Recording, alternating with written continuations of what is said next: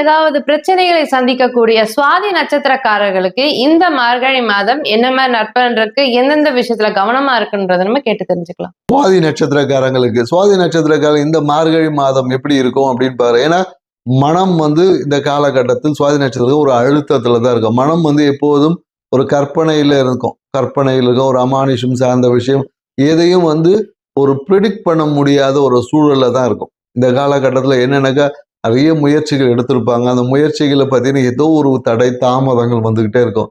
இனம் புரியாத ஒரு என்ன சொல்றது, ஒரு பய உணர்வு இருக்கும்.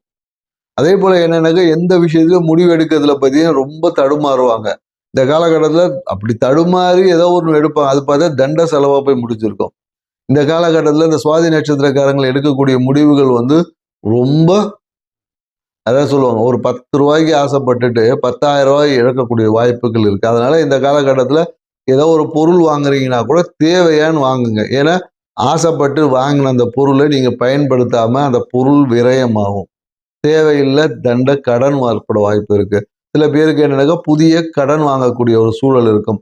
இந்த காலத்தில் குடும்பத்தாலே ஒரு மன அழுத்தம் வரும்.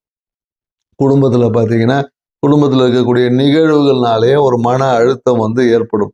சில பேருக்கு ஏதாவது ஒரு படிக்கணும்னு ஆசைப்பட்டிருப்பாங்க. அந்த விஷயத்தை முழுமையாக படிக்க முடியாம பாதியிலேயே தடைப்படுவதற்கான வாய்ப்புகள் எல்லாமே இருக்கு. ஸோ இந்த காலகட்டம், இந்த மாதம் மார்கழி மாதம் சுவாதி நட்சத்திரக்காரங்களுக்கு சில தடை தாமதத்தோட தான் பயணிக்கும். குடும்பம் சார்ந்த விஷயத்துல ஒரு அழுத்தம் இருக்கும்.